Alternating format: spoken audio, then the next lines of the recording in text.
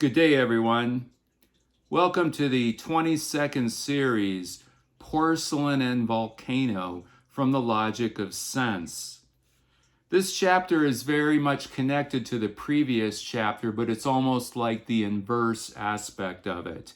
It also serves as an inflection point in the book because Deleuze starts moving towards a more psychological and psychoanalytical interpretation. He starts to look at what's going on in the unconscious, and toward as we get toward the end of the book, he'll shift more and more in that direction. Of course, all life is a process of breaking down. It's with this quote from F. Scott Fitzgerald that Deleuze uses as a jumping off point to explore a concept he calls the crack. This quote comes from a series of 3 short memoir pieces Fitzgerald wrote for Vogue magazine in the year or two before he died, in which he compared his life to like a cracked plate. All the misfortunes that he was experiencing, not getting the writing projects that he wanted to, his wife being diagnosed with schizophrenia, his alcoholism, etc.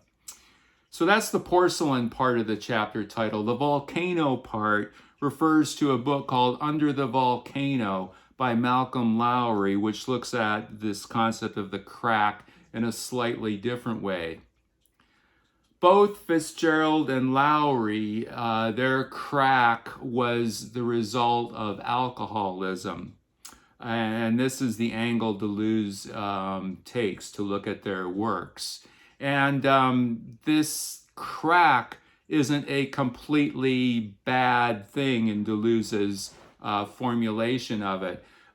He says that the alcoholism that beset both Lowry and Fitzgerald was both the locus and the obstacles to their work. So there's the paradox there that the alcoholism was helping their creativity, but also getting in their way. And this is sort of the general aspect of the crack, is that the crack, according to Deleuze, is where original thought comes from, where creativity comes from. It comes from outside our normal surface organization.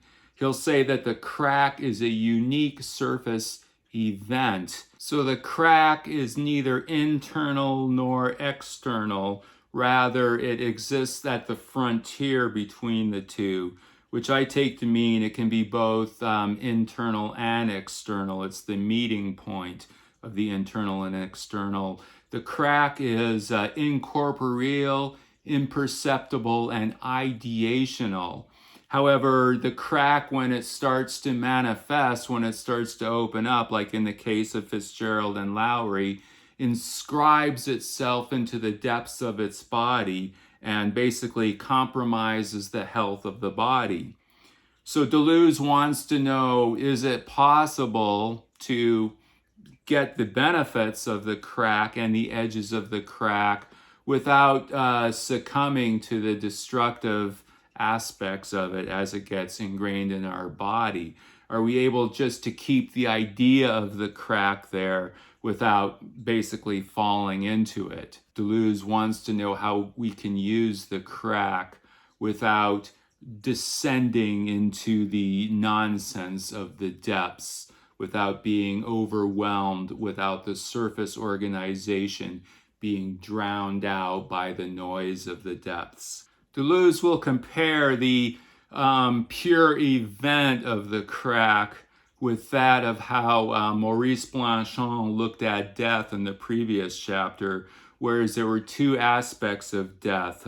Death as the eternal event, which is always going to happen or always has happened in general, as opposed to the personal death, which will happen to the individual at a particular present moment.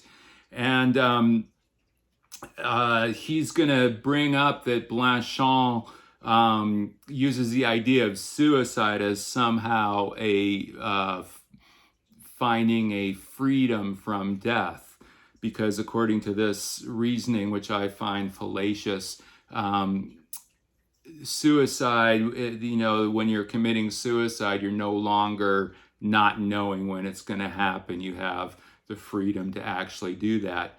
Deleuze is going to say that this is ridiculous, not just this example, but trying to bring the two aspects, the eternal event with the present moment, and compare them. He says they're just two different aspects of something. Let them be what they are. But Deleuze, in reference to the surface, he's going to say, well, are we just to write articles about it and publish journals? Is this just something where we stay safely on the shore? Or is there a way to explore the crack a little bit without completely compromising our health? He'll say, can we become a little suicidal, a little alcoholic, a little schizophrenic, to open up this to the creative aspects of thought without completely compromising our health? In the middle of this chapter, Deleuze begins an analysis of alcoholism in both starting with Fitzgerald and then moving on to Lowry. And his analysis is very psychological. Is comparing, he's saying that the alcoholic lives in two different times. With Fitzgerald, he says he's trying to harden the present moment, that the alcohol is an effect. It's not, the alcoholic isn't drinking for pleasure, but to produce an effect. And that effect is a hardening of the present, but there's another period of time that the alcoholic is referring to, something in the past, some ideal past moment, maybe when he had a particular love, or it can be different things, but just they're idealizing a certain past time and trying to hang on to that, trying to harden the present so that past moment is still alive in the present. And with Lowry, he's saying Lowry, it's the opposite. Lowry is trying to create a perfect future. He's drinking to hold on to this idea of some idealized future that can happen. With Lowry, it's interesting because he's comparing the crack to geological formations. Like he's saying, the crack in yourself is the same as the crack in the earth, the crack of the Grand Canyon.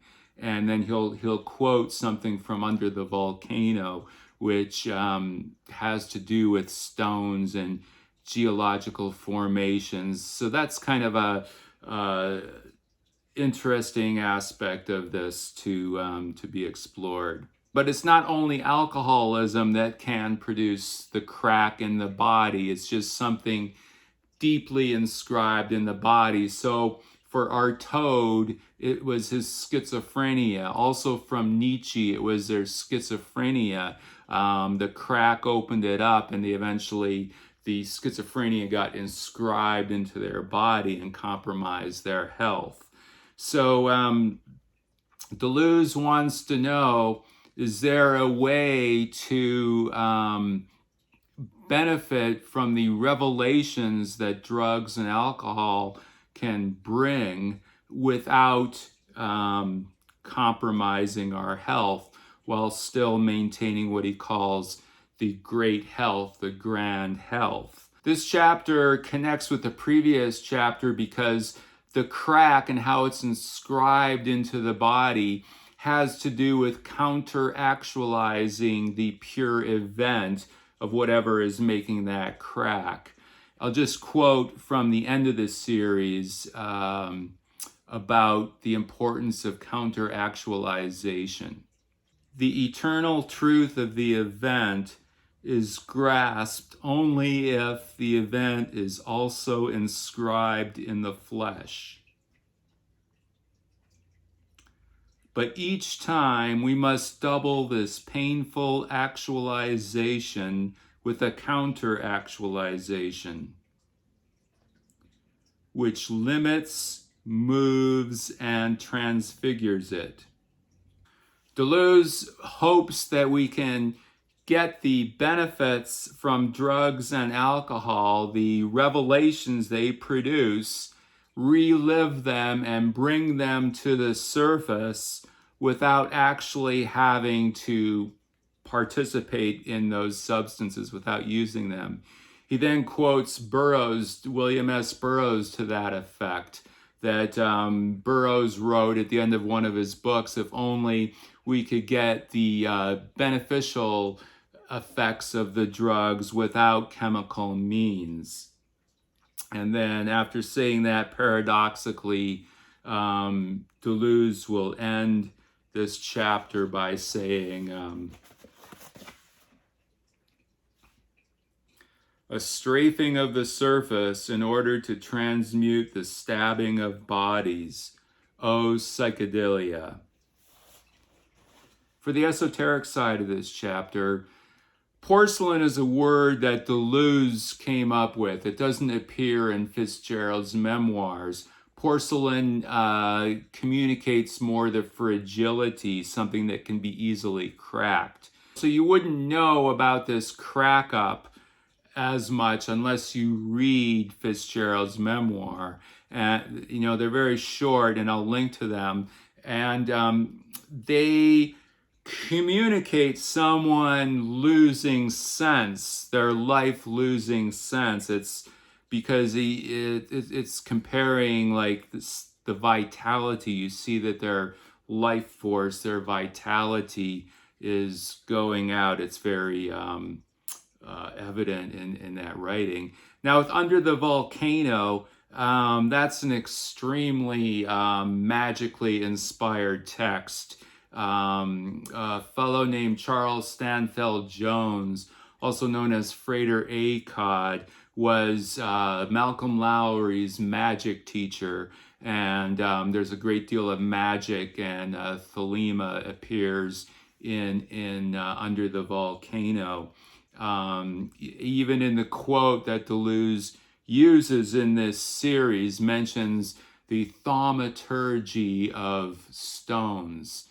Thaumaturgy is a technical name for magic. Also, Kabbalistically, the P of porcelain connects with pay, as does the V with volcano. There is a correspondence Thomas Pynchon uses, actually, that corresponds the letter V with pay. And pay, that letter corresponds with the Tower, also called the Blasted Tower card in the Tarot.